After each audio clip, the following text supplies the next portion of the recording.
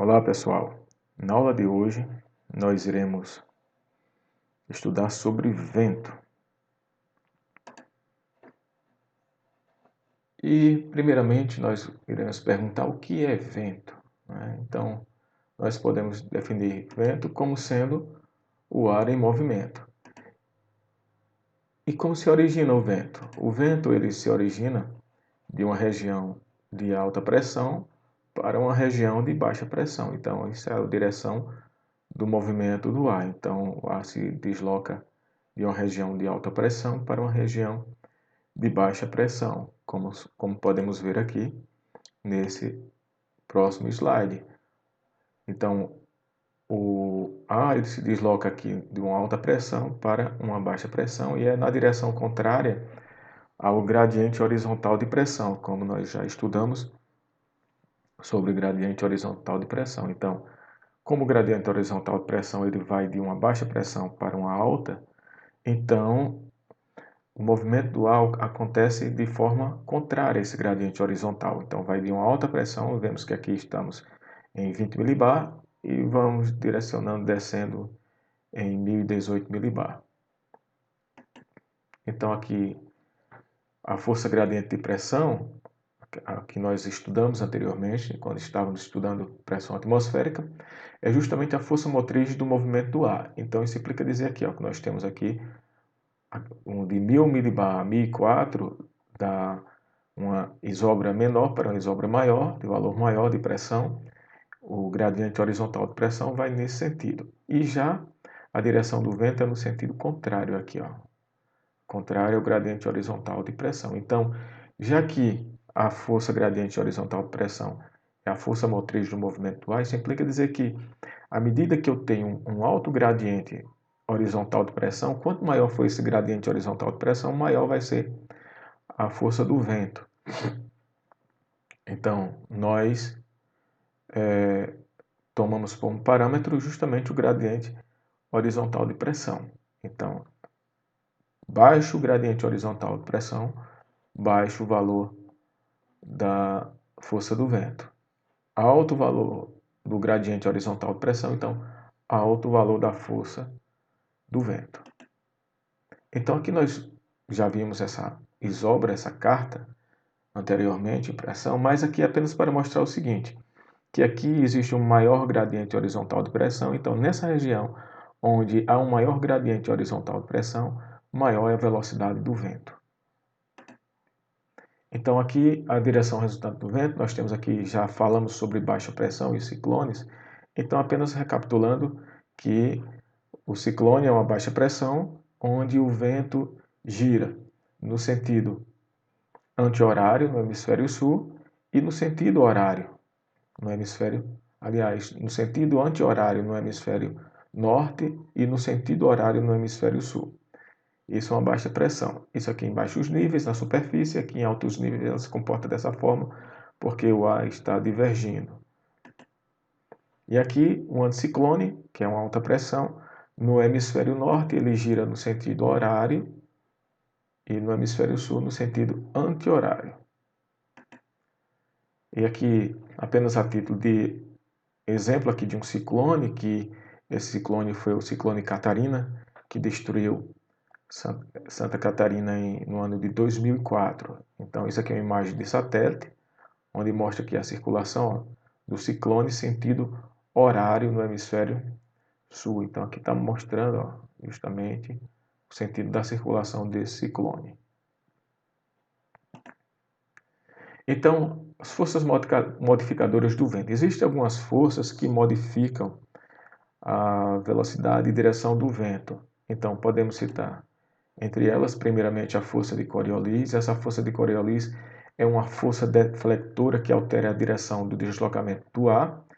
E essa força ocorre devido ao movimento de rotação da Terra. Então, para que a gente possa ver esse exemplo aqui, então temos duas pessoas, uma de frente com a outra, e aqui está num carrossel para simular o movimento da Terra. Então essa pessoa está com uma bola de frente com outra pessoa. Então o carrossel está circulando quando essa pessoa lança a bola para a pessoa que está de frente. Então, o que é que acontece? Aqui existe o movimento do carrossel, nesse sentido, simulando a rotação da Terra. Então, o deslocamento dessa bola, ela sai totalmente a uma deflexão na bola.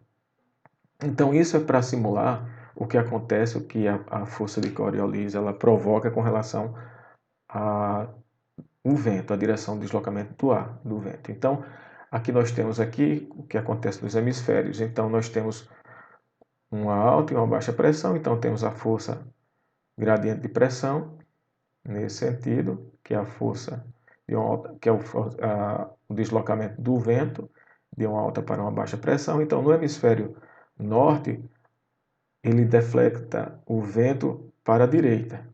Há uma deflexão aqui para a direita no vento. Então, para o hemisfério sul, vai haver uma deflexão para a esquerda aqui do vento. Então, essa força de Coriolis provoca essas deflexões. Ela exerce um papel muito importante na rotação da Terra, porque a longas distâncias provoca uma deflexão grande. Por isso, os mísseis balísticos eles já têm correções para essa deflexão da força de Coriolis. Então, existem umas equações que são feitas para corrigir essa deflexão, para saber de quanto deflecta. Então, isso é muito importante em grande escala. Então, outra força modificadora do vento é a força de atrito ou de fricção. O que é que acontece? Ela ocorre devido ao atrito do vento com a superfície, que altera a direção, tanto a direção como a velocidade. Então, quanto mais próximo à superfície, maior será o atrito. Quanto mais distante da superfície, menor será o atrito. Então, veja que aqui a superfície, próximo à superfície, acontece o atrito, o vento bate com a superfície, provocando turbilhões. E quanto mais se eleva a altitude, então está livre dessa fricção e de produzir esse turbilhamento, que essa turbulência modifica a direção do vento e também a velocidade dele. Então, os instrumentos para medir o vento, a velocidade do vento, primeiramente nós temos aqui para medir a direção do vento, que nós chamamos de rosa dos ventos, e que mostra os principais pontos cardeais, aqui na rosa do vento, norte, sul, leste, oeste, nordeste, noroeste, sudoeste e sudeste. E só que a direção do vento é medida no sentido horário.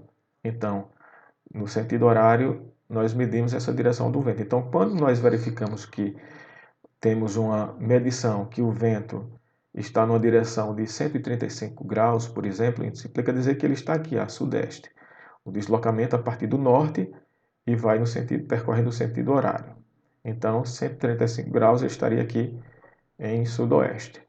Então, a velocidade do vento ela é medida em metros por segundo, quilômetros por hora, ou em nós, que é justamente uma medida mais náutica.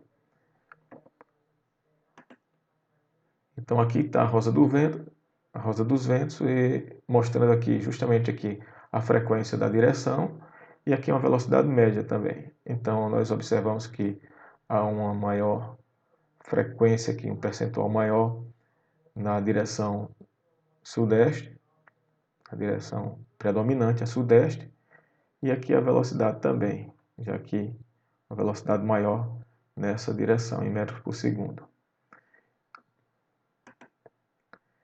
Aqui o instrumento que mede o vento é o anemômetro. Nós temos aqui o anemômetro de uma estação automática, onde nós temos aqui essa concha aqui, o anemômetro de concha, que ele tem um sensor aqui ligado a ele para verificar justamente a velocidade do vento. Então esse anemômetro aqui de concha verifica a velocidade do vento, aqui ligado a um sensor para registrar essa velocidade. Temos aqui esse sensor que mostra também a direção do vento, aqui ligado aqui para verificar a direção, e essa pontazinha aqui, geralmente eles calculam as rajadas de vento. Então aqui a direção e aqui a velocidade do vento. Isso para uma estação automática. E a redução da velocidade do vento, o que acontece muitas das vezes é que as estações, em determinadas estações, o anemômetro está localizado a 10 metros de altura e nós queremos saber o quanto vale essa velocidade para a superfície. Então, para medir a superfície, que é a 2 metros, consideramos a superfície 2 metros de altura, então utilizamos uma equação para reduzir essa velocidade. Então, utilizamos essa equação. Essa equação reduz a velocidade a 2 metros, que é a superfície. Então, temos aqui o a 2 metros, que é a velocidade do vento, a 2 metros, o z, que é a velocidade onde foi medida a velocidade do vento, seja a uma altura de 10 metros, 20 metros. Então, aqui é a velocidade onde o vento foi medido. O z é a altura que ele foi medido. Então, o z é a altura que esse vento foi medido, e aqui é a velocidade nessa altura aqui que foi medida. Então, com isso, nós calculando essa equaçãozinha aqui, por essa equação, nós encontramos qual seria o correspondente dessa velocidade a 2 metros de altura. Lembrando que quanto mais alto, maior será a velocidade do vento. Mais a superfície, o vento ele é menor, a velocidade do vento é menor à superfície do que a determinadas alturas. Então, sendo que essa velocidade aqui do vento é dada em metros por segundo, a altura, essa altura z aqui é dada em metros, acima da superfície do solo. Então, para nós calcularmos essa redução, então bastamos aplicar essa equação, o 2 que é igual ao uz, que multiplica 4,87, dividido por ln, que é o logaritmo neperiano, de 67,8 vezes z menos 5,42. Fecha parênteses. Então, tudo isso aqui é que vai ser o ln de tudo que está dentro do parênteses. Então, com isso, nós calculamos a velocidade do vento, a redução dela para 2 metros, equivalente a 2 metros.